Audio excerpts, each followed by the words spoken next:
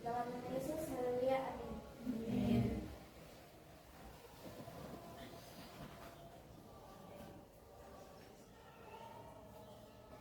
Beri salam. Selamat pagi Pak Guru. Oke, selamat pagi, silakan duduk.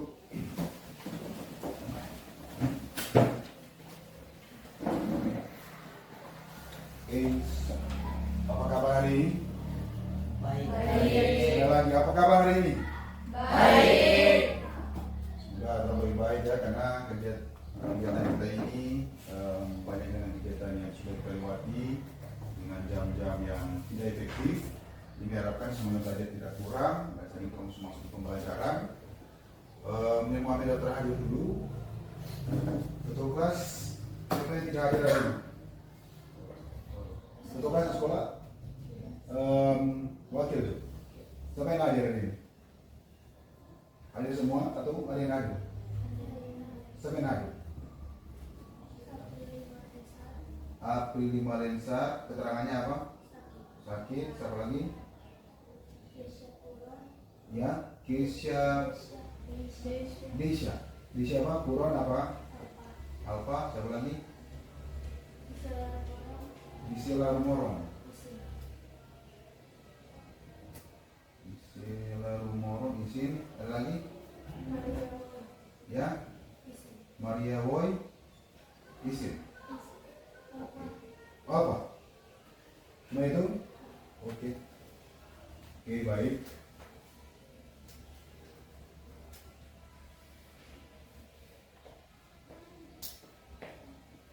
Ya, yang saya harapkan kalau selalu rajin masuk ini ketua kelas ini, walaupun ya agak kurang baik dalam kehadiran, jadi yang lain jangan mengikuti. Boleh? Penilaian kehadiran itu sangat penting. Oke, kita lanjut. Nah, minggu lalu kita sudah mempelajari beberapa hal tentang coding dan kecerdasan artifisial yang dirasa kalian sudah bisa mengerti. Nah, di saat ini kita bisa melihat di muka materi kita tentang, sudah dibaca? Materi kita tentang, sudah dibaca? Artificial Intelligence. Dan submaterinya adalah Literasi dan etika kecerdasan artifisial. ya, literasi dan etika kecerdasan artifisial. Nah, di dalam kita belajar yang namanya AI ya. Sekarang kan sudah bilang kecerdasan artifisial, tapi kita lebih kenal dengan sebutan AI. Ya, kecerdasan buatan. Nah, banyak hal yang kita akan pelajari dalam kecerdasan buatan ini atau AI ini, ya, banyak hal. Makanya sebelum kita mengenal lebih jauh membuat segala sesuatunya, pokoknya kita mempunyai, kita harus literasi. Tahu literasi? Tahu literasi? Ya, kita harus lebih sering membaca, berliterasi. Baru tentang etika kecerdasan artifisial. Nah, berbicara etika, itu tentang apa? Ya, sikap. Apa lagi? Perilaku. Apa lagi? Ya, sikap, perilaku apa lagi?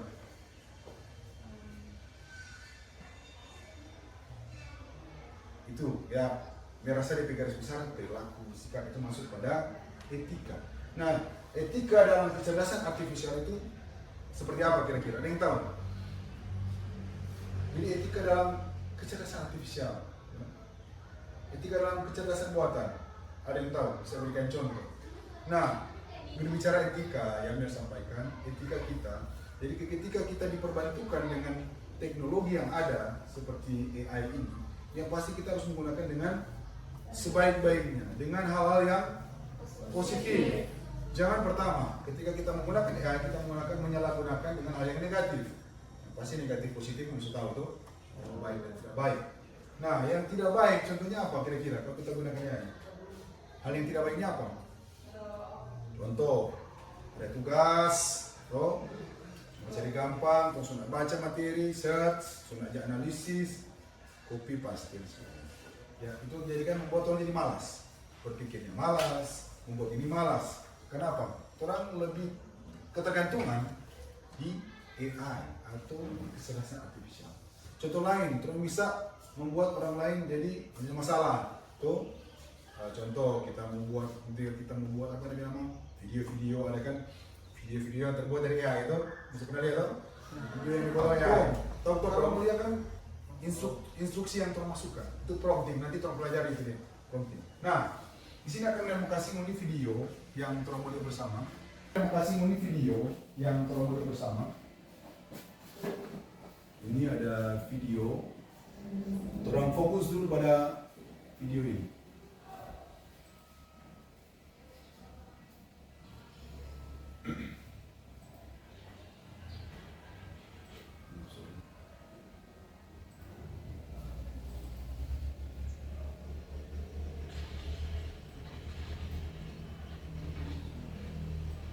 Sudah lihat videonya ya? Apa ini ada suara? Silent itu orang.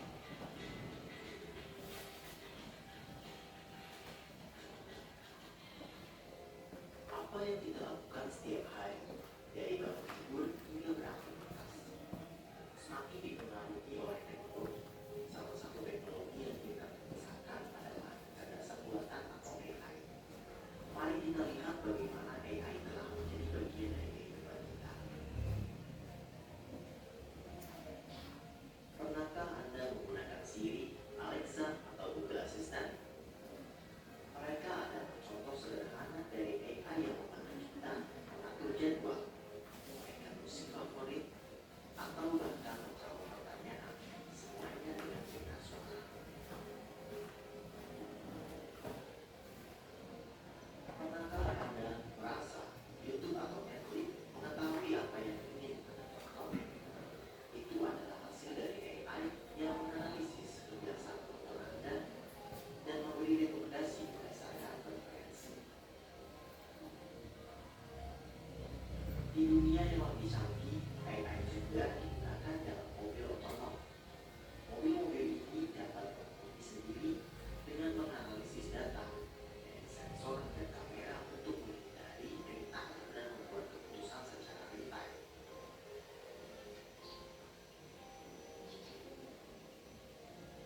AI juga mempengaruhi cara kita berbelanja. Ketika Anda membeli sesuatu di Amazon atau berbelanja di situs e-commerce lain, AI menganalisis pilihan Anda dan merekomendasikan produk yang mungkin Anda suka.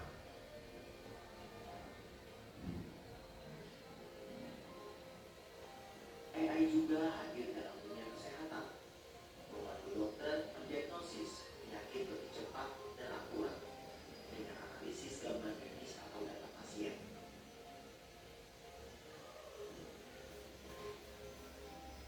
Bahkan di rumah, AI semakin memudahkan kehidupan kita dengan beraktivitas seperti termostat atau lampu otomatis.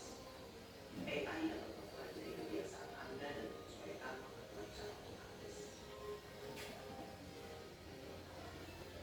Dari asisten virtual hingga mobil otonom, kecerdasan buatan telah mengubah banyak aspek kehidupan kita. Dengan AI, dunia kita menjadi lebih cerdas, lebih terhubung, dan lebih efisien. Jadi, bagaimana menggunakan AI dalam kehidupan sehari-hari? Berikan komentar di bawah dan jangan lupa untuk like, share, dan subscribe.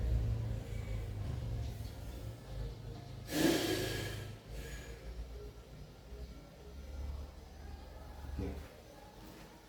Baik, jadi dari video singkat yang kita lihat tadi, adakah yang bisa memberikan pendapat? Ada? Dari video tadi. Jadi itu memang video singkat tentang penggunaan AI di kehidupan kita sehari-hari, ya toh? Ini sudah relate, karena biasanya kita kalau ada yang bisa pernah buka-buka lewat apa itu yang TikTok Shop tuh, atau apa itu namanya Shopee, pernah buka? Pernah. Nah, ketika kita memilih suatu item, ya itu akan direkam, dan dibuatlah logaritma atau ada pola. Jadi dia dapat tahu, biasanya kan orang kalau buka-buka sesuatu, lihat contoh juga Instagram, TikTok atau ada media sosial yang lainnya. Ketika kita rajin buka hal yang sama, ya toh, yang orang sukai, yang nantinya di kolom pencarian akan munculkan sesuai yang orang suka toh? Karena itu sudah terpola, jadi sistemnya dia harus mengetahui, oh ternyata nama sama? Filipi sukanya orang singkat yang kita lihat tadi. Adakah yang bisa memberikan pendapat? Ada?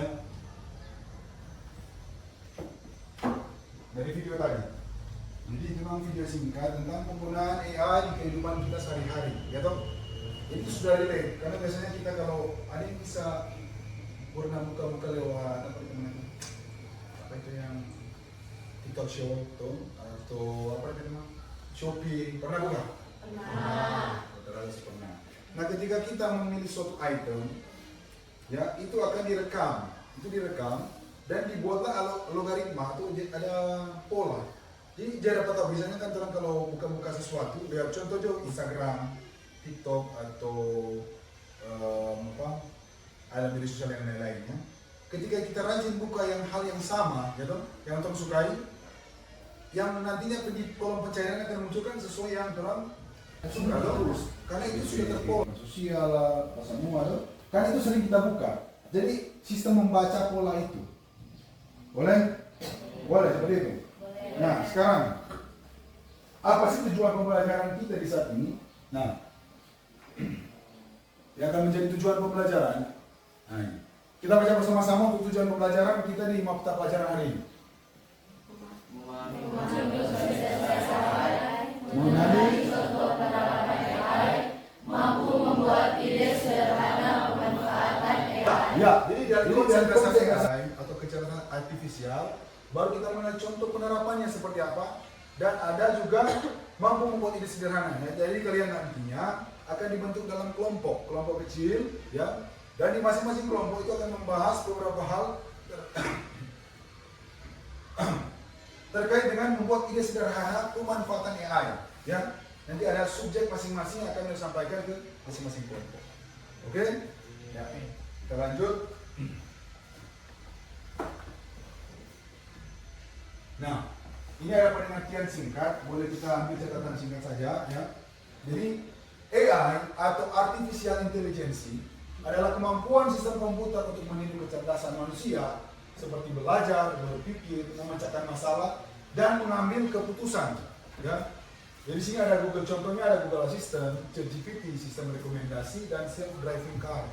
Nah, tadi kan sudah ada contohnya ketika kita menggunakan Google Assistant, itu sama dengan coba ada yang sekarang buka ChatGPT boleh? Silakan salah satu dulu. Wakil silakan. Wakil buka ChatGPT dan orang chatting, bukan chatting, berbicara. Oke, chat. Hello, chat. Hey there, how's it going? Let me know if there's anything I can help with. Can you help me with conversation daily?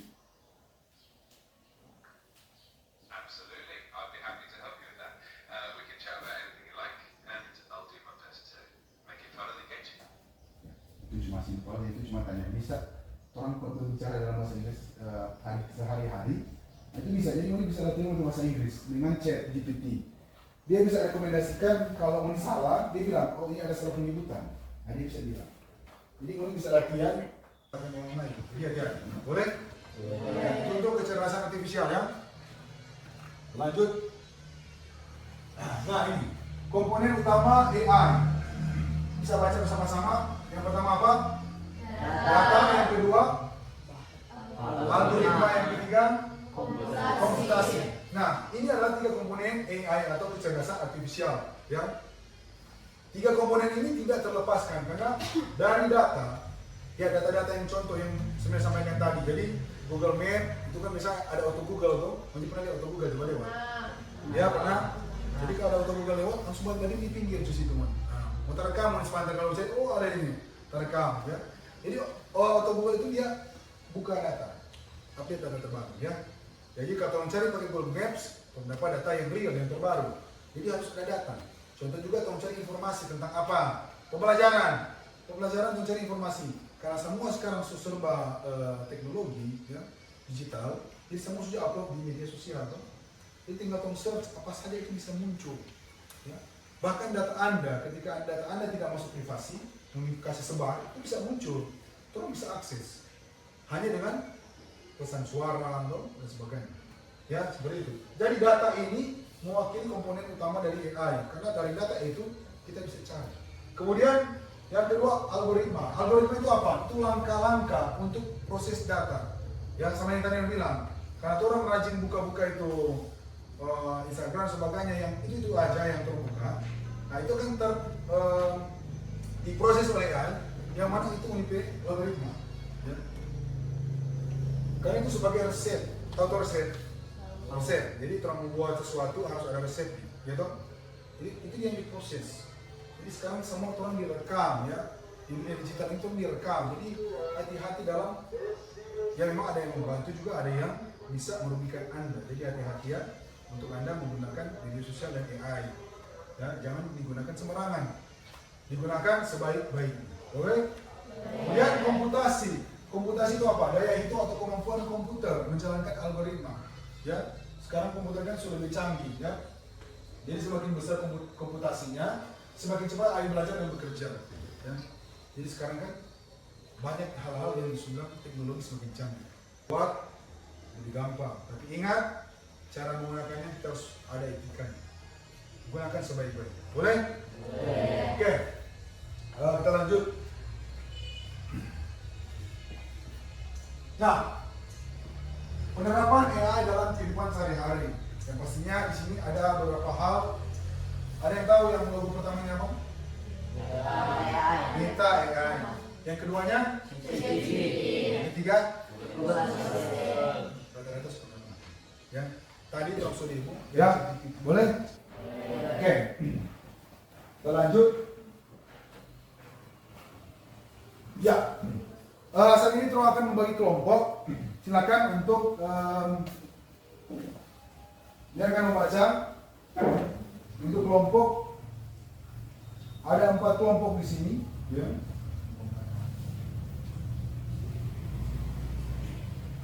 Jadi yang pertama, Andara, Aprili, Brenda, Christopher, silakan bergabung dengan kelompok 1. Jadi untuk yang terkait ini lucu. Ya. Oke, baik. Untuk kelompok 1 dari nomor 1 sampai nomor 6, kelompok 2 7 sampai 12, kelompok 3 13 sampai 17, kelompok 4 18 sampai 24.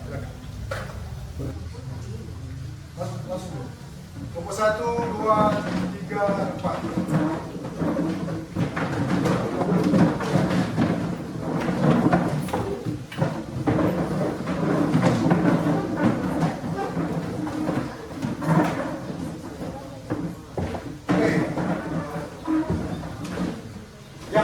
Langsung ke kelompok, dan untuk kelompok yang pertama, jadi di sini ada 4 kelompok dengan diberikan studi kasus masing-masing. Oke, jadi yang tugas kelompok pertama, bagaimana AI dapat membantu pertanian, gitu. Yang kedua, bagaimana AI dapat memudahkan proses belajar di sekolah. Yang ketiga, bagaimana AI dapat membantu dunia kesehatan. Yang terakhir, bagaimana AI dapat membantu mengurangi kejahatan. Oke? Jadi memberikan waktu untuk Anda berdiskusi tentang merancang ide sederhana pemanfaatan AI ya di bidang tersebut. Nanti akan dipresentasikan lewat kelompok masing-masing. Ya, silakan kelompok menentukan ketua kelompok yang menjadi moderator ya untuk mendiskusikan. Jadi boleh jelas semua? Jelas? Oke, silakan masing-masing kelompok untuk mendiskusikan hasil yang mereka berikan waktu 30 menit.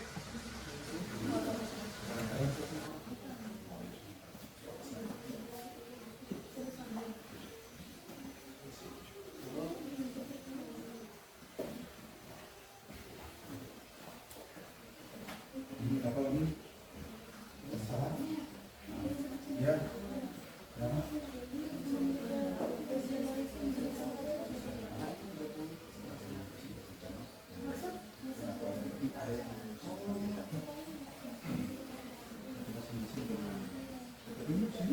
Diratikan ini kan cuma kasih waktu hari, ini kalau beberapa hari,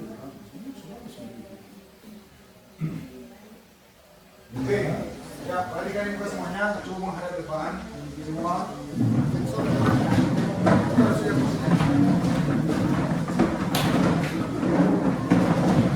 Ya, itu baik. Oke, ya. Saat ini kita masuk pada presentasi yang sudah Anda diskusikan dengan kelompok berkaitan dengan bagaimana ide sederhana, merancang ide sederhana pemanfaatan AI di bidang pertanian, kesehatan, memerangi kejahatan dan proses belajar. Ya, ini apa ini? Kesehatan ya.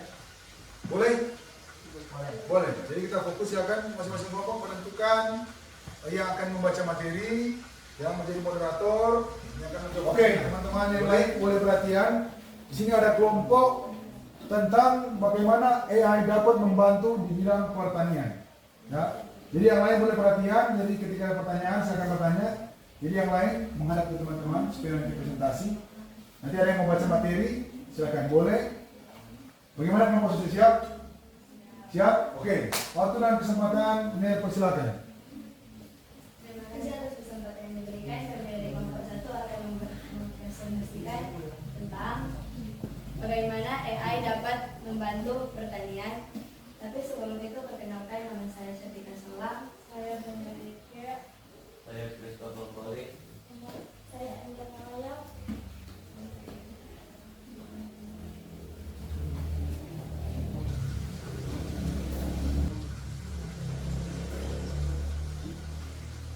Pengertian AI di bidang pertanian.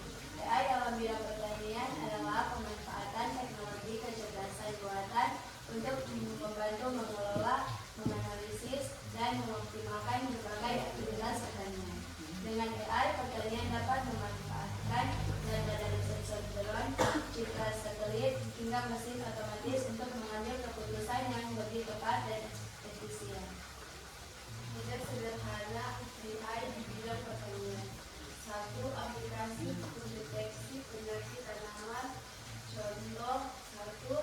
Petani cukup memotret daun atau batang tanam dengan HP. 2. AI menganalisis foto tersebut untuk mengetahui apakah tanaman terkena hama atau penyakit. 2. Sistem penyiram otomatis berbasis sensor AI. Contoh 1. Sensor tanah mengirim data kelengkapan. 2. AI memutuskan kapan tanam butuh air. 3. Pompa menyiram otomatis sesuai kebutuhan, jadi tidak boros air. 3. Prediksi cuaca dan panen sederhana. Contoh 1. AI mengelola data cuaca harian. 2. Memberi rekomendasi waktu tanam, pupuk, atau panen yang tepat. 4. Rekomendasi pemupukan. Contoh 1. Petani memasukkan data jenis tanaman dan kondisi tanah. 2. AI memberi saran jumlah dan jenis pupuk yang sesuai. Sekian dari presentasi kami. Jika ada yang mau ditanyakan, silakan. Oke, kita berikan tepuk tangan untuk kelompok yang sudah membahas. Oke, sekarang ada sesi pertanyaan. Silakan jika ada pertanyaan dari kalian yang lain. Kami dari kelompok 4 akan bertanya, apa saja tantangan utama dalam mengadopsi solusi AI di sektor pertanian, terutama bagi petani kecil? Pertama, biaya tinggi, keterbatasan pengetahuan dan pelatihan, akses internet dan infrastruktur, skalabilitas dan adaptasi lokal, kepercayaan dan kesiapan mental, dan pemeliharaan dan dukungan teknis. Jelas.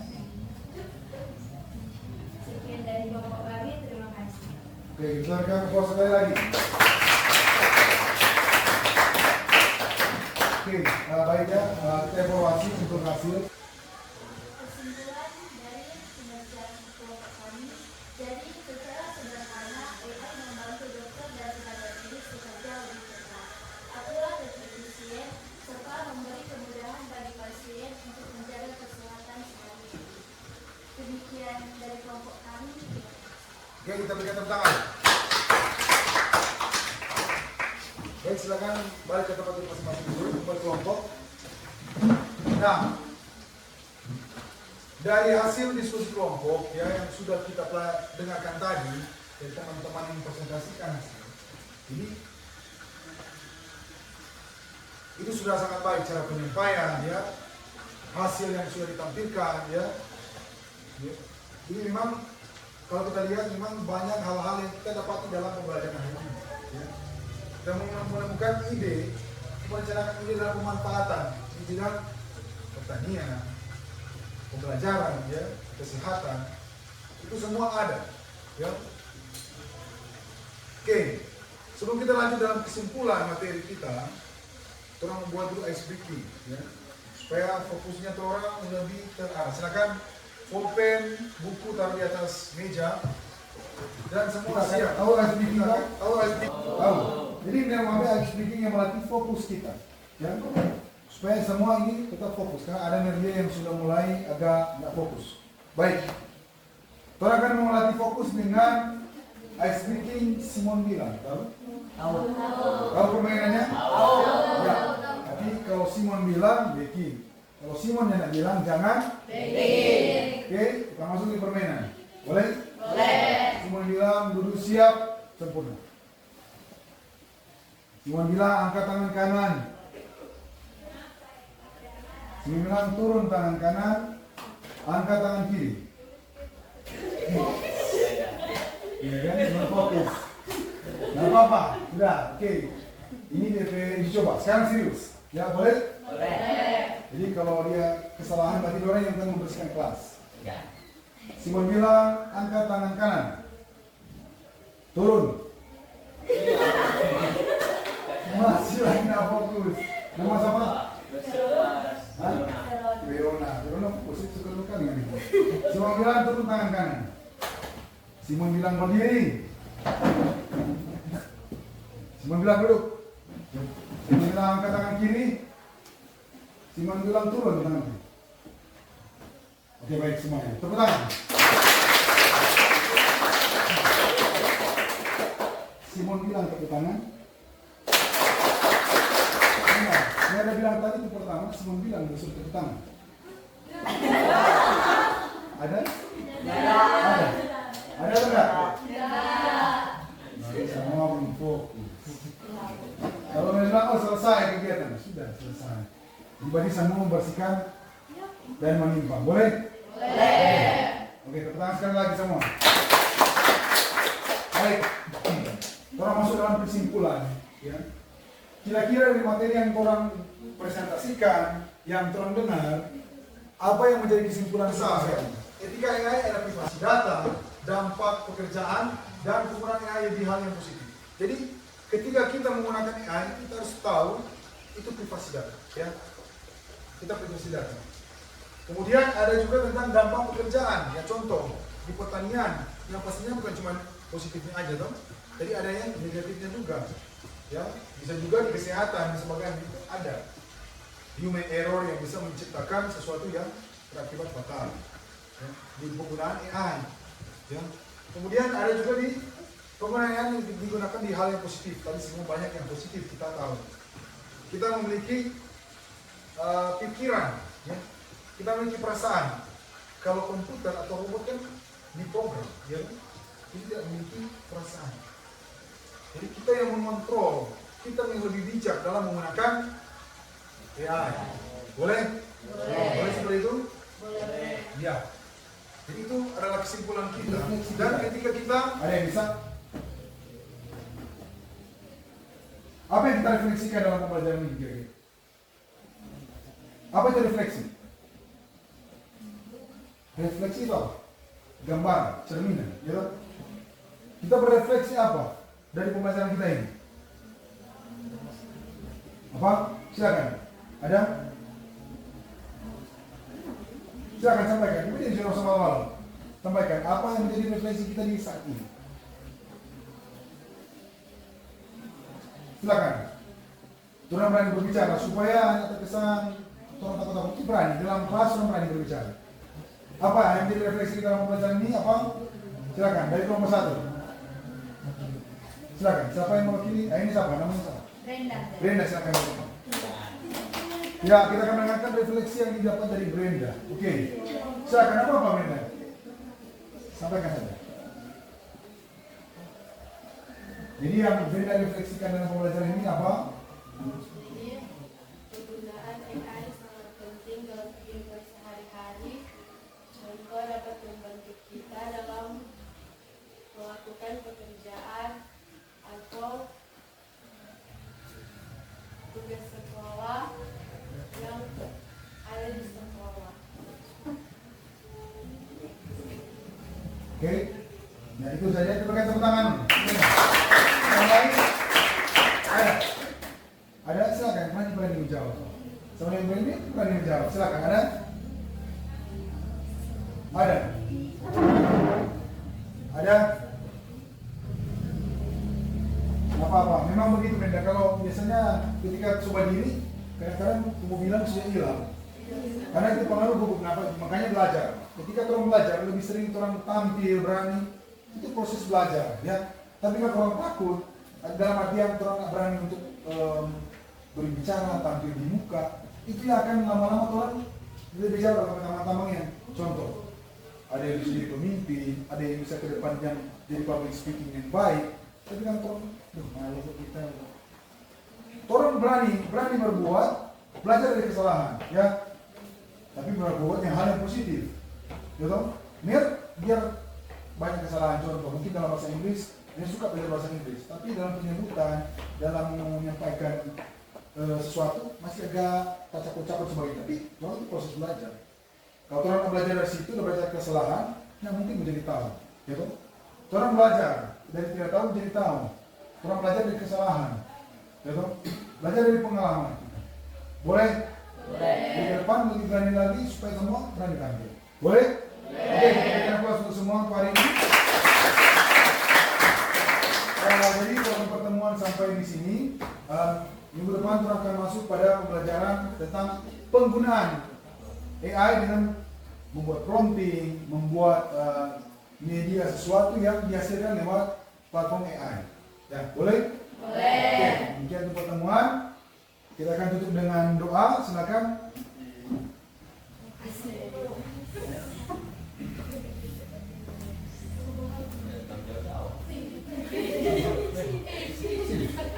Ya.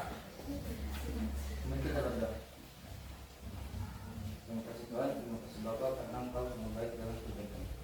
Tuhan, terima kasih karena Engkau telah menuntun kami dalam melaksanakan kegiatan belajar kami dan menyerahkan untuk berdoa firman. Amin.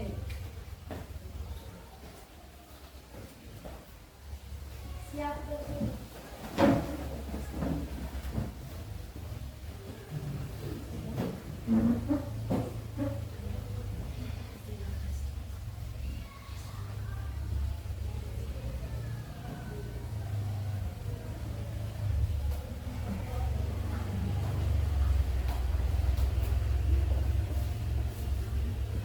Salam.